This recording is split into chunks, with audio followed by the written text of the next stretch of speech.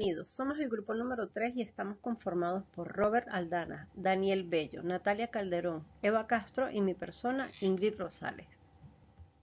Hemos asumido un reto vital para la educación como lo es la motivación y emoción en el aula.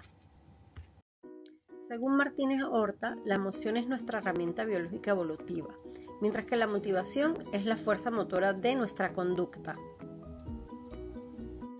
Existen dos tipos de motivación, la intrínseca, que nace del placer y la satisfacción personal, y la extrínseca, que es impulsada para recompensas o para evitar castigos.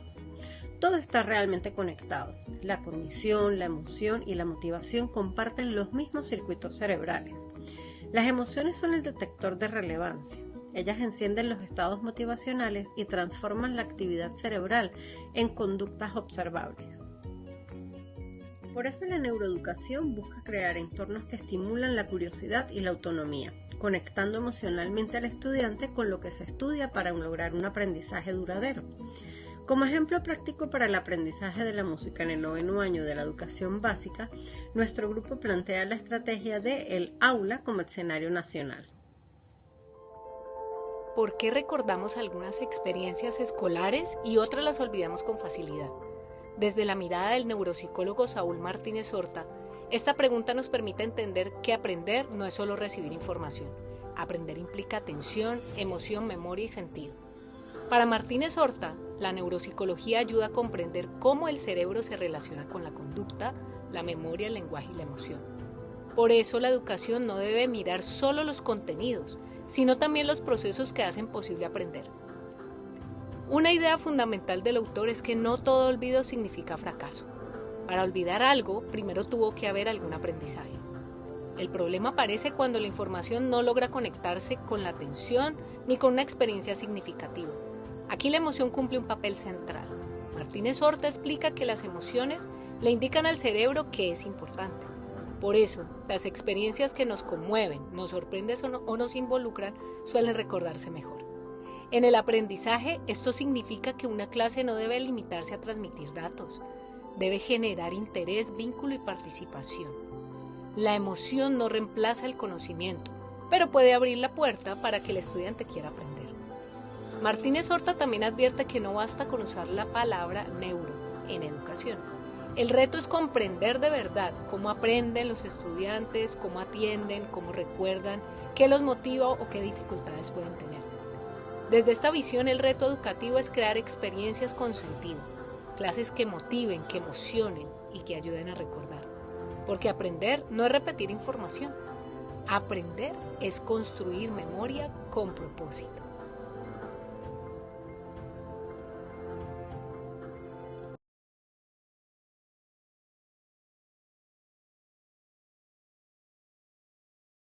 Durante nuestro debate grupal, llegamos a una reflexión muy importante. Actualmente la educación todavía se encuentra muy marcada por los modelos tradicionales, en donde muchas veces todos los estudiantes deben aprender de la misma manera, al mismo ritmo y bajo las mismas exigencias. Aunque hoy se habla mucho de aprendizaje significativo y la educación centrada en el estudiante, en la práctica todavía prevalece la estandarización, la memorización y la búsqueda constante de resultados cuantitativos. A partir de las ideas de Saúl Martínez Horta y de las experiencias compartidas por el grupo, comprendimos que la emoción cumple un papel fundamental dentro del aprendizaje. Cuando un estudiante se siente emocionalmente conectado con lo que aprende, aumenta su atención, su motivación y también su capacidad para recordar y comprender los contenidos. En el debate también coincidimos en que la música puede ser una herramienta muy poderosa dentro del aula, porque no solamente desarrolla habilidades artísticas, sino que también ayuda a regular las emociones, despertar la curiosidad y generar mayor participación por parte de los estudiantes.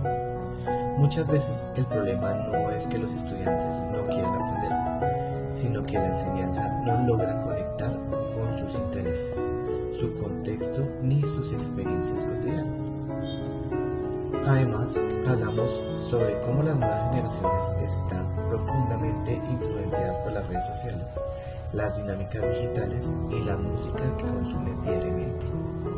Por eso consideramos que el docente debe adaptarse a estos contextos y utilizar referentes cercanos al estudiante para transformar el aprendizaje en una experiencia más significativa y motivadora. Finalmente, como grupo, concluimos que la música no debe verse únicamente como una asignatura complementaria, sino como una herramienta pedagógica emocional capaz de abrir la puerta del aprendizaje, fortalecer la conexión con el conocimiento y favorecer el bienestar integral de los estudiantes. Relativo al aprendizaje, música y emoción en la escuela colombiana. ¿Se han fijado que un estudiante de grado noveno puede olvidar una fórmula matemática, pero nunca olvida el ritmo, como por ejemplo un curulado o la letra de la canción que está en su barrio? La ciencia nos da la razón. El cerebro selecciona qué recordar basándose en la emoción. Como dice Saúl Martínez Horta, el olvido es necesario, pero la emoción es el pegamento de la memoria. Un estudiante siente que su música, ya sea una cumbia o un trap, es valorada, su cerebro activa una señal de alerta positiva. Nuestra estrategia se titula El aula como escenario nacional. En nuestra Colombia diversa, la estrategia para el grado noveno es convertir el aula en un laboratorio de motivación intrínseca. Esto lo logramos con 3 pilares fundamentales. 1. Curiosidad y exploración. Que no solo se repitan la escala, sino que exploren el sonido en su entorno y creen sus propios ritmos. 2. Autonomía. Dales el poder de elegir. Enlacen el contenido académico con sus gustos personales, desde el vallenato hasta el rock. 3. Seguridad emocional. Crear un espacio donde el pife o el error en el instrumento sea parte del juego, más no una razón de castigo. Cuando un estudiante se siente seguro, la teoría musical deja de ser un peso y se vuelve una memoria imborrable. Aprender música en nuestro país es un acto de resistencia y humanidad. Al encender la chispa y la curiosidad, no solo formamos técnicos del sonido, sino seres humanos capaces de soñar y crecer. Porque en Colombia, el aprendizaje real solo ocurre cuando el corazón y el tambor laten con el mismo tiempo.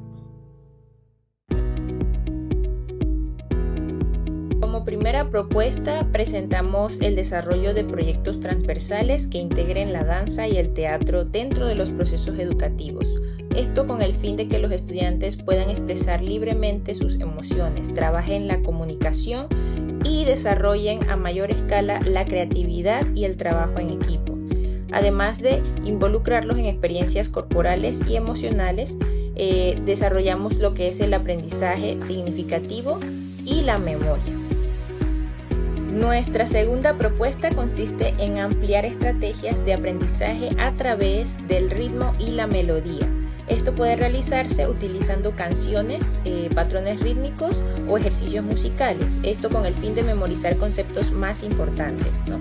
Relacionar la información con la música pues facilita la concentración y mejora la retención de contenidos. Es importante mencionar que ambas propuestas demuestran que la música y las artes no solo son formas de expresión, sino que también son herramientas educativas que son capaces de fortalecer el bienestar emocional y mejorar el aprendizaje de manera más dinámica y significativa.